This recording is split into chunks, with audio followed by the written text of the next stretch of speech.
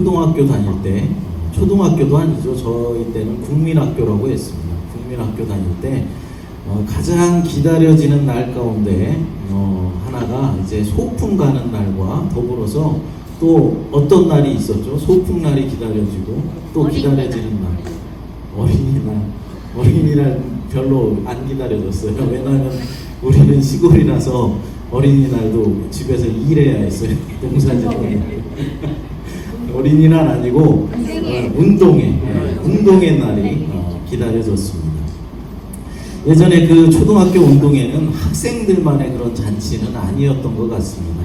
부모님도 다 오시고 뭐 집안의 할아버지, 할머니, 가족들이 다 함께 학교에 모여서 이제 자녀가 달리기 하는 모습을 보고 또 율동을 하면서 재롱을 부리는 그런 모습을 보면서 즐거워하고 기뻐했고, 또 차전놀이라는 것 여러분 아세요? 차전놀이?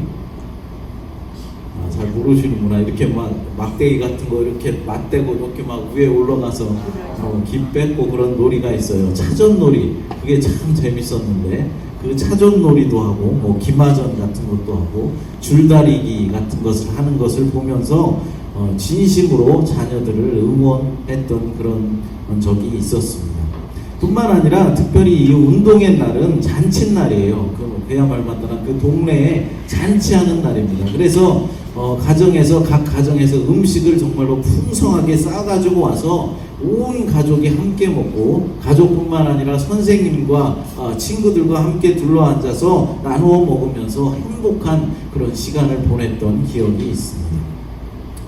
그런데 신기한 일은 그 많은 아이들 가운데 넓은 운동장에서 그 많은 아이들이 있는데 부모님들은 자신의 아이를 그렇게 쉽게 찾아내더라는 것입니다. 혹시나 우리 부모님이 나를 찾지 못해서 점심을 못 먹으면 어떻게 하나 라고 걱정도 했지만은 부모님은 여지없이 저를 그 많은 아이들 가운데서 쉽게 찾아오셨다는 것이죠. 그것이 참으로 어린 시절에는 신기했습니다. 그 신비를 제가 부모가 돼서야 알 수 있었습니다. 저도 이제 자녀들을 키우다 보니까 자녀들이 유치원이나 이제 학교에서 어떤 행사 같은 것을 하면은 많은 아이들 가운데서도 내 아이를 아주 쉽게 찾아내게 되더라는 것입니다. 여러분, 부모님들은 어떻게 그 많은 아이들 가운데서 자신의 아이를 그렇게 쉽게 금방 찾아낼 수 있는 것일까요? 그것은 우리 아이의 특징을 그만큼 잘 알고 있기 때문에 그렇습니다. 잘 알고 있기 때문에 쉽게 찾아낼 수가 있는 것이죠. 잘 알기 위해서는 그럼 어떻게 해야 하겠습니까? 진심으로 관심을 가져야 되고 진심으로 그 아이를 사랑해야 하는 것입니다. 그래야 찾아낼 수 있는 것이죠. 관심을 그만큼 많이 가져야 한다라는 것이죠. 관심이 있고 사랑하는 사람이라면 아무리 많은 사람이 섞여 있는 곳에서도 금방 쉽게 사람을 찾을 수 있게 된다는 것입니다. 사랑하는 여러분, 요즘 여러분들의 최대의 관심사는 무엇입니까? 여러분들이 관심을 가지고 지금 빠져 있는 곳이 어떤 것이냐라는 것이죠. 여러분들의 마음이 가 있는 곳이 어디에 있느냐라는 것입니다. 어떤 분들은 게임에 마음을 빼앗긴 분도 있을 것입니다. 밤마다 모여서 게임을 하는 분들도 있고, 또 어떤 분들은 어떤 연예인의 마음을 빼앗겨서 그 연예인만 계속 쳐다보느라 유튜브를 찾아보는 그런 분도 있을 것입니다.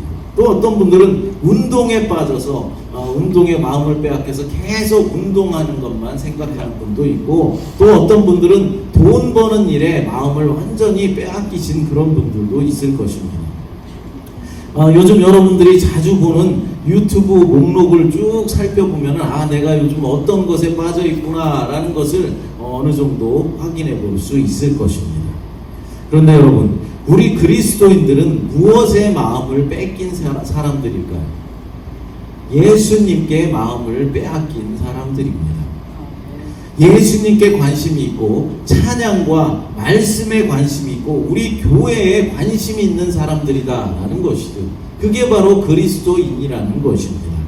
그런데 이상한 것은 그리스도인이라고 말을 하면서도 예수님께 관심이 있는 것이 아니라 세상 일에 관심을 빼앗기는 그런 분들이 많이 있다는 것입니다. 생전 찬양은 부르지도 않으면서 세상 노래는 얼마나 그렇게 잘 부르는지 모릅니다. 세상 노래에 그렇게 관심이 있고 세상 노래를 정말 멋지게 잘 불러요. 찬양은 생전 부르지도 않습니다. 생전 성경은 읽지도 보지도 않으면서 드라마 보고 영화 보는 일에는 빠지지 않고 열심히 그렇게 보고 있습니다. 예배당을 이전한다고 계속해서 광고를 해도 그것에 대해서 기도하거나 또 관심이 전혀 없습니다. 만약 여러분이 예수님에 대한 관심보다 세상 일에 더 관심이 있고 세상의 마음을 빼앗기고 있다면 나는 정말로 이상한 그리스도인이구나 라고 생각하면 될 것입니다. 그런데 이것보다 더 이상한 일이 있습니다. 그것은 그리스도인이라고 말은 하면서도 자신에게 어떤 고난이 닥치고 어려운 일이 닥쳐왔는데도 기도하지 않고 하나님을 의지하지 않고 세상을 더 의지하고 있다라는 것이죠. 예수 그리스도를 믿는다는 사람들이 말입니다. 참 이상한 일이지 않습니까? 예수 믿는 사람들은, 그리스도인들은 예수님께 관심을 가져야 되는데 그렇지가 않고 어려운 일을 당했는데도 불구하고 기도하지 않고 아직도 세상에 의지한다는 것이죠. 하나님께서는 자신의 사랑하는 백성들이 잘못된 길을 걸어갈 때 그냥 놔두시는 것이 아니라 채찍을 드십니다. 그래서 잘못된 길에서 돌아오도록 하시죠. 어려움도 주시고 또 병들게도 하시고 사고로 다치게도 하시고 여러 가지 물질의 손실이 와서 깨닫고 회개하여서 다시 주님의 품으로 돌아오도록 하신다라는 것입니다.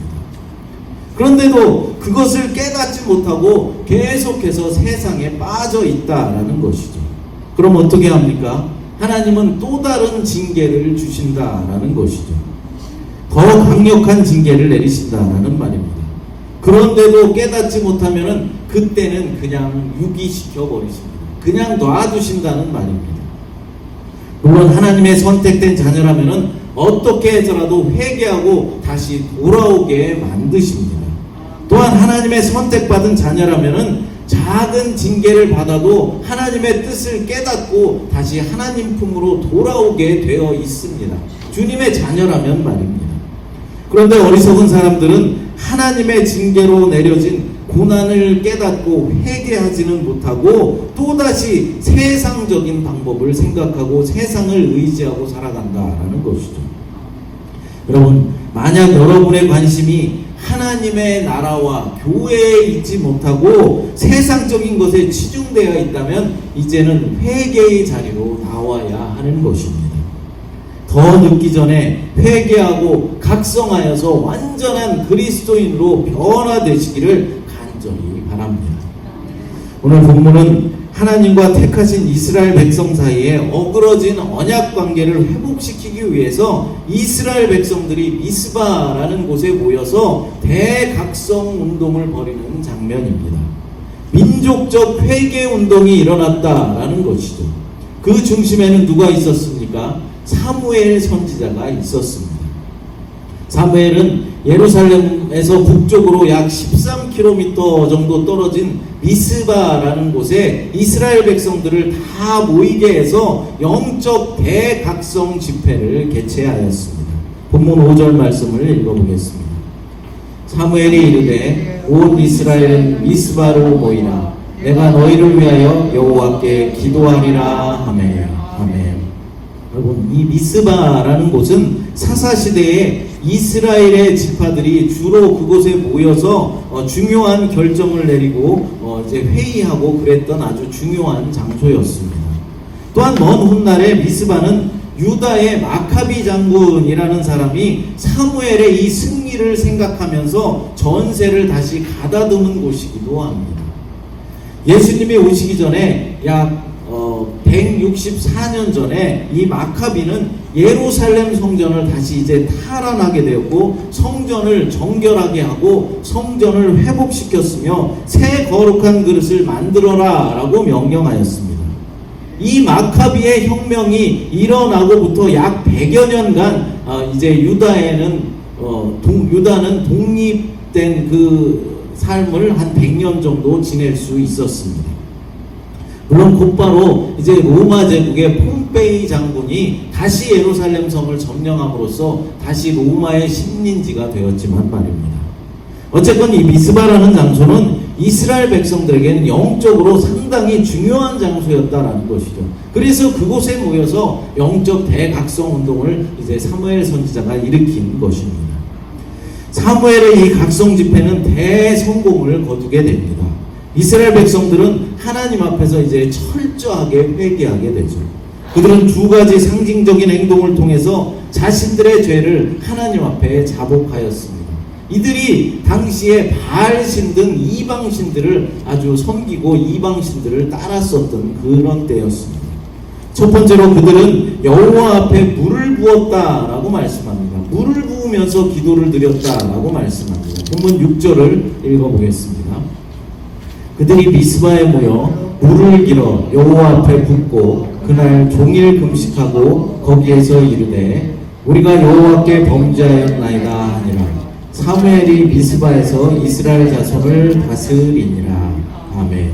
물을 부으면서 기도했다라고 했는데 물을 부으면서 기도한 이유가 무엇이겠습니까? 성경에 보면은 물을 붓는 이 행위는 우리의 현실이 너무나도 아프고 절망적이기 때문에 생명을 유지하는 데 가장 필수적이고 가장 기본이 되는 이 물을 마시는 것도 절제합니다라는 그런 의미를 가지고 있는 것이죠. 그러니까 이스라엘 백성들은 이 일을 통해서 자신들의 영적이고 현실적인 상황이 모두 부도 위기에 처해 있다라는 사실을 고백하고 있는 것입니다. 그러니까 한마디로 죽게 되었다라는 말이죠. 그래서 이제 이 백성들이 유일하게 바라볼 분은 하나님이시다라고 고백하고 있는 것입니다. 원래부터 계속해서 하나님만 바라봐야 됐는데 이제 이방신들을 바라보다가 죽게 되었으니까 이제 다시 하나님만 바라보겠습니다 라고 고백하고 있는 것이죠. 자신을 겸손하게 낮추는 행동을 하고 있는 것입니다. 여러분, 우리에게도 이런 고백이 있어야 하는 것입니다. 물을 먹지 말자 그런 말이 아닙니다. 그만큼 절실함을 가지고 하나님 앞에 나아가야 한다라는 말입니다. 죽기를 각오하는 마음으로 이제는 하나님만을 바라보겠습니다 하는 그런 마음을 우리가 가져야 한다라는 것이죠. 여러분, 저는 이 말씀을 준비하면서 이 말씀이 정말로 제게 주시는 말씀이구나 라는 사실을 깨닫게 되었습니다.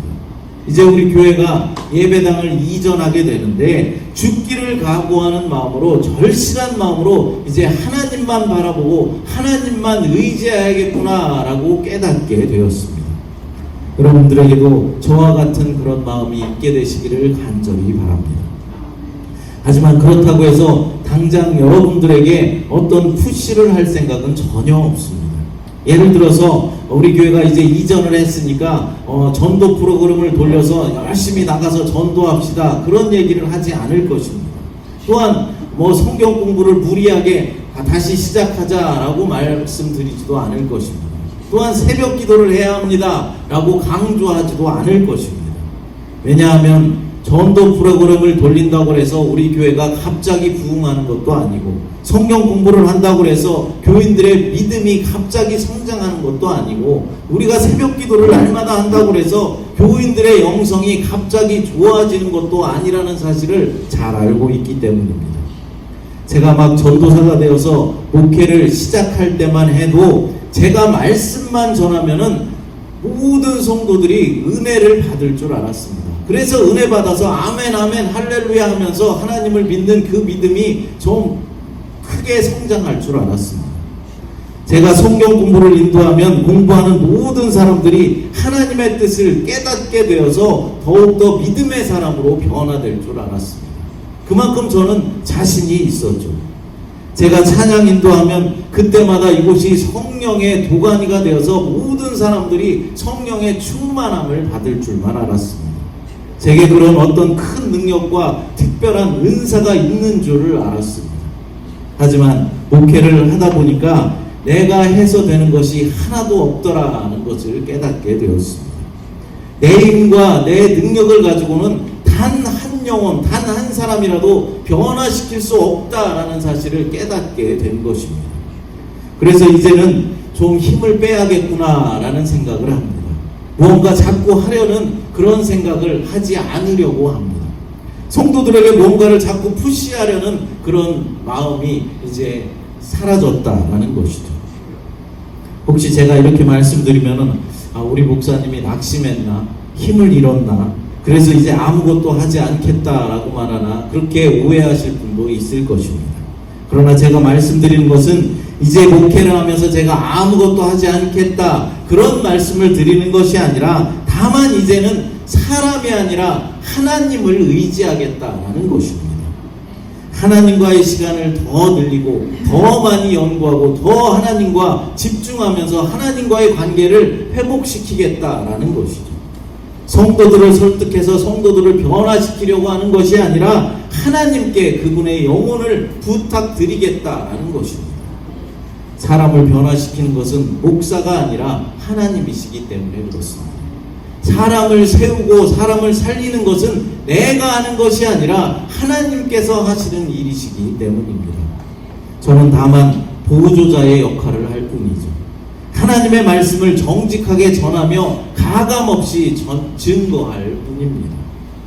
본문의 이스라엘 백성들처럼 이제는 다만 하나님 앞에 겸손함으로 엎드려서 하나님만 더욱더 의지하며 나가겠다라는 것입니다. 하나님께서 우리 교회를 어떻게 사용하시고 어떻게 이루어 가실지를 이제는 바라볼 뿐입니다. 사랑하는 여러분, 물이 귀한 이 가나안 지역에서 풍요로움과 물은 뗄래야 뗄 수 없는 그런 관계였습니다. 그러므로 하나님께 물을 부으면서 기도를 드렸다라는 것은 자신들의 풍요가 바알신으로부터 오는 것이 아니라 하나님께로부터 온다라는 사실을 고백하고 있는 것입니다. 오늘날도 마찬가지죠. 우리들의 풍요로움은 누가 주시는 것입니까? 바로 하나님께서 하나님의 은혜로 허락해 주시는 것입니다. 우리가 성공을 하는 것도, 우리가 돈을 벌어서 부자가 되는 것도 모두 다 하나님의 은혜인 것입니다. 그것을 진정으로 깨달은 성도라면 그분의 믿음이 어느 정도 성숙한 단계에 들어갔다라고 해도 무방할 것입니다. 교회 부흥은 더 말할 것도 없습니다. 교회가 이전에서 우리만의 건물을 갖고 있다고 해서 교회가 부흥하는 것은 아닙니다. 하나님의 은혜와 은총이 있어야 하는 것이죠. 그러므로 우리는 더욱더 겸손한 모습으로 세상 의지하지 말고 세상 사람들 바라보지 말고 더욱더 하나님만 의지하고 하나님만 바라보아야 하는 것입니다. 둘째로 그들은 금식했다라고 말씀합니다. 금식이라는 것은 모세 시대부터 이스라엘 백성들의 신앙생활의 한 부분을 차지하고 있었습니다. 금식은 사람이 삶을 유지하는 데 가장 중요한 음식을 먹는 것을 금지함으로써 하나님 앞에 징벌을 받아 마땅하다라는 것을 고백하는 일이나, 또 사는 것과 죽는 것에 하나님께, 사는 것과 죽는 것이 하나님께 달려있다라는 사실을 고백함으로 이제 금식을 행하는 것이죠. 오늘 본문에서의 이스라엘 백성들의 금식은 징벌의 의미로 행하고 있는 것입니다. 지금도 이 금식은 징벌의 의미로 행해야 합니다. 그러니까 내가 하나님께 어떤 잘못을 했을 때, 잘못한 일이 있을 때 회개하는 마음으로 금식을 하는 것이죠.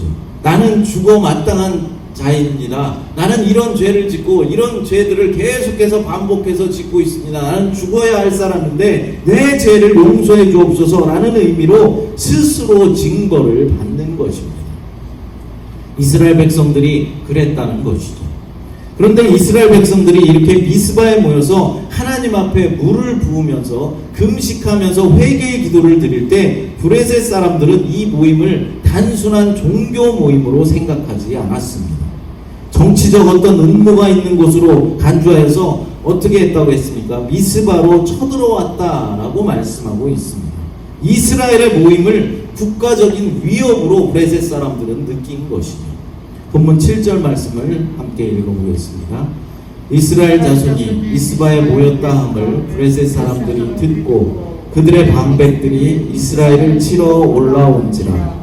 이스라엘 자손들이 듣고 블레셋 사람들을 두려워하여. 아멘. 블레셋 사람들이 미스바로 이스라엘 백성들을 치러 올라왔다라고 말씀하고 있는 것입니다. 위기에 처한 이스라엘 백성들은 사무엘 선지자에게 당신은 우리를 위하여서 하나님께 쉬지 말고 부르짖어 우리를 브레셋 사람들의 손에서 구원하소서 하라라고 이제 말을 합니다. 본문 8절을 읽어보겠습니다. 이스라엘 자손이 사무엘에게 이르되 당신은 우리를 위하여 우리 하나님 여호와께 쉬지 말고 부르짖어 우리를 블레셋 사람들의 손에서 구원하시게 하소서 하니. 아멘. 여기서 부르짖다, 구원하다 라는 이 패턴이 나오는데, 이 패턴은 모세의 언약적 중요한 요소입니다. 모세 언약의 중요한 요소다라는 것이죠. 이 패턴은 또한 가장 기본적인 성경적 신앙의 골자가 되는 것입니다. 여러분, 모든 참된 기도는 어떻습니까? 부르짖어 기도할 때 하나님의 응답이 있다라는 것이죠. 그러니까 우리가 부르짖어 기도할 때 하나님의 구원에 이르게 된다라는 말입니다. 성경에 나오는 대부분의 기도 패턴이 이와 같습니다. 문제가 있을 때, 어려움이 있을 때 먼저 하나님 앞에 부르짖어 기도했고 그것에 하나님이 응답하심으로 구원해 주셨다라는 말이죠. 우리들도 문제가 있을 때는 먼저 하나님 앞에 나와 부르짖어 기도해야 하는 것입니다. 그럴 때 하나님께서 응답해 주시고 구원해 주시는 역사가 일어나게 되는 것이죠. 본문에서도 부르짖어 간구할 때 하나님의 역사가 일어났습니다. 백성들의 간구대로 사무엘은 이제 하나님께 제사를 드리면서 부르짖어 기도했습니다. 그랬더니 어떻게 됐다고 말씀합니까? 위에서 언급한 패턴대로 하나님께서 응답해 주셨습니다. 부르짖어 기도할 때 구원의 응답이 있었다라는 것이죠.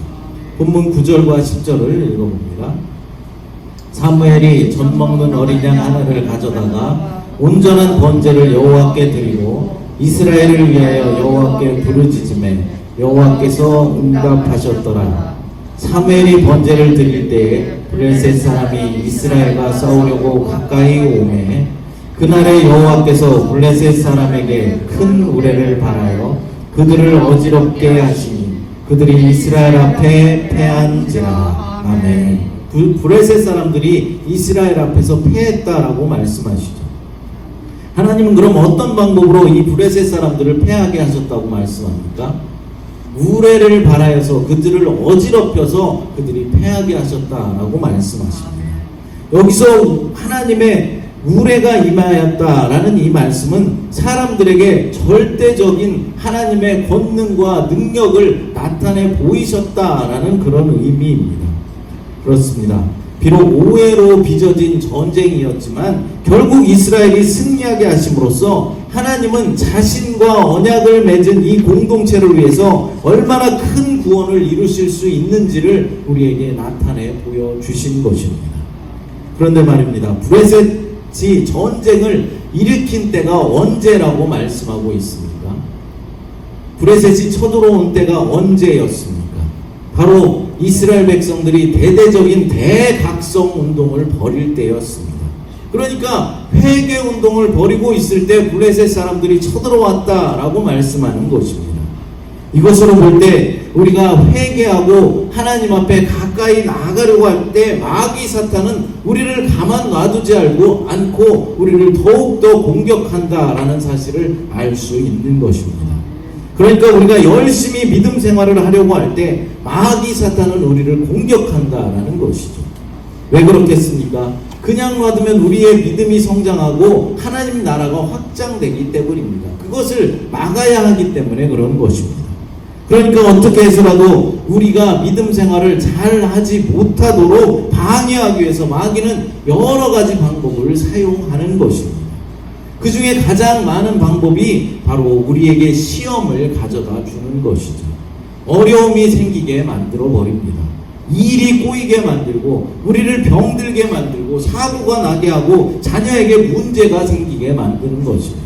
가정에 불화를 일으켜서 신앙생활을 하지 못하도록 만들어 버리는 것입니다. 그런데 우리가 그것을 이기지 못하고 넘어져 버리면 믿음 생활에서 점점 멀어지게 되면 어떻게 됩니까? 마귀의 소나기로 자꾸만 끌려 들어가게 되는 것이죠. 그럼 어떻게 해야 한다고 했습니까? 이스라엘 백성들이 어떻게 했다고 했습니까? 기도하는 일을 그만두었습니까? 계속해서 부르짖어 기도했다라고 말씀하고 있습니다. 사무엘은 젖먹는 어린 양을 제물로 드리면서 기도했습니다. 율법에 의하면은 태어난 지 8일만 지나면은 이제 하나님 앞에 제물로 드릴 수 있도록 규정되어 있었습니다. 그러니까 온전한 제물을 드린 것이죠. 백성들은 사무엘에게 부르짖어 기도해야 할 것을 요청했고, 사무엘 선지자는 온전한 제물을 드리면서 하나님 앞에 기도했다라는 것입니다. 이것은 중보와 속죄가 함께 있었다라는 것을 말하는 것이죠. 그러니까 사무엘은 백성들을 대신해서 그들을 위해서 중보 기도했고, 젖먹는 어린 양이 백성들을 대신해서 속죄의 제물이 되었다라는 것입니다. 이 사실을 통해서 오늘날 우리의 기도에도 다른 사람들을 위한 중보 기도가 반드시 있어야 하며, 하나님께 예배하고 기도 드릴 때에는 반드시 속죄의 예물을 드려야 한다라는 사실을 알 수 있는 것이죠. 이렇게 중보하며 속죄의 제물을 드리며 간구했을 때 하나님의 구원의 능력이 나타나게 된 것입니다. 사랑하는 여러분, 우리에게는 새로운 각성이 필요합니다. 회개 운동이 일어나야 한다라는 것이죠. 우리 교회에서부터 그런 회개의 각성의 운동이 일어났으면 좋겠습니다. 바로 나부터 회개의 운동이 일어났으면 좋겠다라는 것이죠. 하지만 저는 그것을 위해서 여러분들에게 어떤 요구를 하지 않을 것입니다. 다만 말씀만 전할 뿐입니다. 결단해야 하는 것은 저와 여러분들이고, 이루시는 분은 이스라엘의 대각성운동을 이끄셨던 성령 하나님이십니다. 또한 회개운동이 일어난다고 해서 모든 것이 다 순조롭게 풀리고 다 끝나는 것은 아닙니다. 우리가 믿음의 움직임을 보일 때 그것을 방해하는 마귀의 사탄의 손길이 있다는 사실을 기억하십시오. 이스라엘 백성들이 회개의 대각성운동을 벌이고 있을 때 브레셋의 군대가 쳐들어왔던 것처럼, 우리가 믿음의 삶을 살려고 결단하고 지난날의 잘못을 회개하려 할 때 마귀는 우리를 그냥 두지 않는다라는 것입니다. 그때 우리는 어떻게 해야 합니까? 그냥 넘어져야 합니까? 아닙니다. 더욱더 하나님 앞에 부르짖으며 나아가야 하는 것입니다. 서로가 서로를 위해서, 다른 사람을, 연약한 사람을 위해서 중보 기도하면서 속죄의 예물을 드리면서 우리가 기도해야 하는 것입니다. 그럴 때 우레를 말하여서 브레셋 사람들을 혼돈에 빠뜨려서 패하게 하셨던 것처럼, 우리의 대적 마귀 사탄은 하나님의 권능으로 혼돈에 빠져 패하게 되는 것이고, 우리들은 승리하게 되는 것입니다. 이 승리가 저와 여러분들과 우리 교회에 있기를 간절히 축복합니다. 이 시간 함께 찬양 드리고 기도하도록 하겠습니다. 하나님 감사합니다. 우리 교회도 미스바에서 있었던 회개운동이 일어날 수 있도록 역사하여 주시옵소서. 이제는 각성하여서 하나님의 뜻 가운데 올바로 설 수 있도록 도와주시옵소서. 그러나 그것이 나의 의지와 능력으로 되는 것이 아니라는 사실을 깨닫고, 겸손히 주님 앞에 모든 것을 맡기고 의지할 수 있도록 인도하여 주시옵소서.